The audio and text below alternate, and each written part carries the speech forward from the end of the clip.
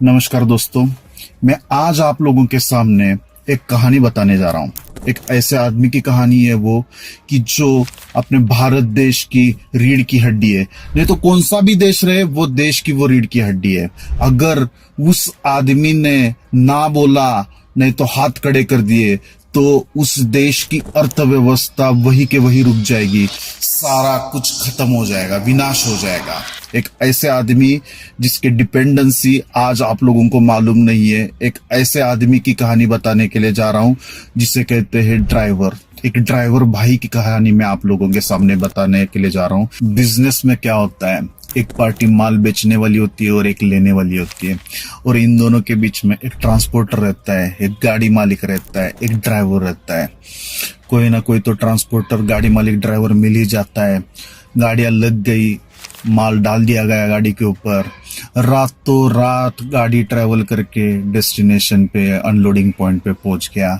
लेकिन गेट पर पहुंचने के बाद में पता चला कि कंपनी को 2 दिन की छुट्टी है।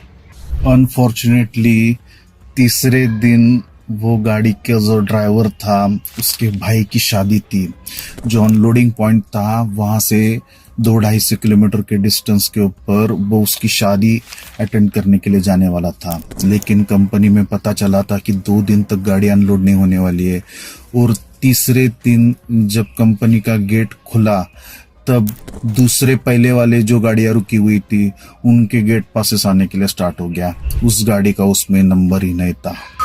उस ड्राइवर ने हर तरह की कोशिश की, कंपनी के सिक्योरिटी को, कंपनी के मालिक को, ट्रांसपोर्टर को, हर तरीके से गाड़ी मालिक को, सबको कॉल करके वो बताने के लिए, मेरे घर की शादी है, मुझे जाना पड़ेगा, मेरे भाई की शादी है, सारा सब कुछ तय है, प्लीज मुझे कुछ तो अरेंजमेंट करके दीजिए, मुझे यहाँ से निकालिए। ट्रांसपोर्टर और गाड़ी मालिक भी बुरी तरीके से फंस गए थे।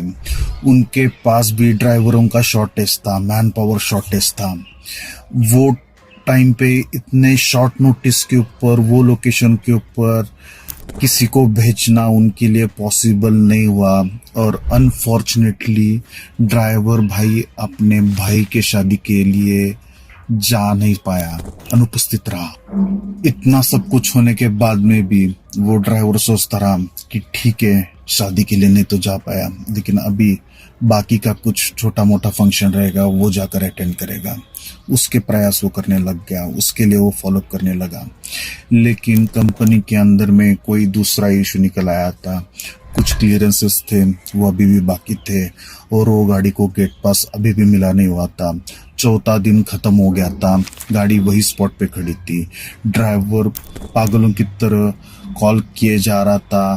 कंपनी का मालिक, ट्रांसपोर्टर, गाड़ी मालिक सब लगे हुए थे एक दूसरे के साथ में बातें करने के लिए, लेकिन कोई किसी को सोल्यूशन नहीं मिल रहा था। दोस्तों, गाड़ियां जिस पार्किंग में लगी पड़ी थी, उधर ना कोई शौचालय था, ना कोई बाथरूम था ढंग का कि जहां पर वो जाए। इतने ढेरों मच्छर, बड़े बड़े मच्छर थे वहां पर। ना कि पीने की पानी की व्यवस्था, ना कोई अच्छा सा कैंटीन वहां पर अवेलेबल था। और बहुत ही बुरी अवस्था में वहां पर 30-35 गाड़ियां अटक के बैठी थी। हर आदमी, हर ड्राइवर की स्टोरी वही थी। दोस्तों, 8वां दिन खत्म हुआ था, अभी भी गाड़ी अनलोड नहीं हुई थी, सब कुछ वही के वही था। अब ट्रांसपोर्टर और गाड़ी मालिकों के बीच में डिस्कशन ऐसा होने लगा कि अब ये माल गाड़ी के ऊपर नहीं रखेंगे, ये नियर बाय लोकेशन के ऊपर किधर तो गोडाउन में जाकर अनलोड किया जाएगा। लेकिन बेचारा ट्रांसपोर्टर इस चीज को एग्री नहीं कराता, क्योंकि क्या होता है ना दोस्तों, ये माल किधर तो अनलोड करने के बाद में वो डैमेज होने के चांसेस रहते हैं। वो सिक्योर्ड होगा या नहीं होगा इसका डाउट रहता है। तो क्या होता है कि ट्रांसपोर्टर के बहुत सारे पैसे उस कंपनी में रहते हैं। अगर ये माल को कुछ हो गया तो सीधा कंपनी उसको डेबिट मार सकता है। इसलिए ट्रांसपोर्टर डरा हुआ था। ट्रांसपोर्टर उसको बोल रहा था कि नहीं भाई, अपन जो भी कुछ होंगे एक दूसरे के बीच में एडजस्ट करके उसको मान लेंगे। इस माल को गाड़ी के ऊपर ही रख, प्लीज किधर भी अनलोड मत करना, मैं जो भी कुछ होगा मैं सब सेटल करके 10 दिन हो गए थे दोस्तों, और 10 दिन के बाद में सुबह कंपनी के गेट के ऊपर कॉल बजता है और पता चलता है कि 3 गाड़ियों को गेट पास मिला है, और वो भी गेट पास ऐसी गाड़ियों को मिला था कि जो अभी आकर 3 ही दिन हो गए।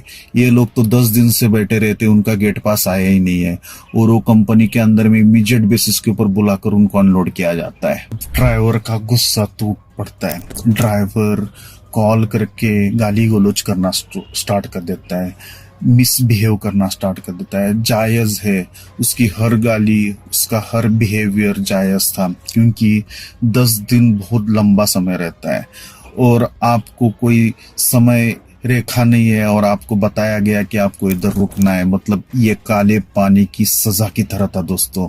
फिर ट्रांसपोर्टर, गाड़ी मालिक, कंपनी के लोग हर तरीके से अंदर वाले कंपनी के साथ में बातें करने लगते, टूट पड़ते, और फाइनली ऐसा डिसीजन होता है कि गाड़ियों को गेट के अंदर लिया जाएगा। कैसे भी करके उस शाम को गाड़ियों को गेट के अंदर लिया जाता है। उसके बाद में 2 दिन की वापस छुट्टी रहती है, और फिर 13वें दिन को गाड़ियां शाम को अनलोड की जाती है। उसके आउट पेपर 14th डे को रिलीज किए जाते हैं, और 15वें दिन को सुबह सुबह गाड़ियां वहां से बाहर निकलती है। गलती किसकी? जिस कंपनी ने माल बनाया, जिसने उसको बेचा उसकी, ट्रांसपोर्टर की, जो गाड़ी मालिक जिसने खुद की गाड़ी उसके लिए काम के लिए लगाई, जो ड्राइवर जो लेकर गया, जो कंपनी जिसने इतना लंबा चौड़ा प्रोसेस लगाया, सिस्टम लगाया था, उसकी पता नहीं। सॉल्यूशन किसके पास है पता नहीं, लेकिन आज के समय पे इसमें बुरी तरीके से पिस गया वो था एक ड्राइवर। एक ड्राइवर ने उसके जिंदगी के 14 दिन इस ट्रैप में निकाले। Hats off to all of you driver community. हर ड्राइवर को सलाम है कि जो इस डिफिकल्ट सिचुएशन में उसके ट्रांसपोर्टर को, उसके मालिक को साथ देता है और इस मुश्किल परिस्थिति में से बाहर निकल के हर उस अगले लोड के लिए रेडी रहता है। थैंक यू दोस्तों।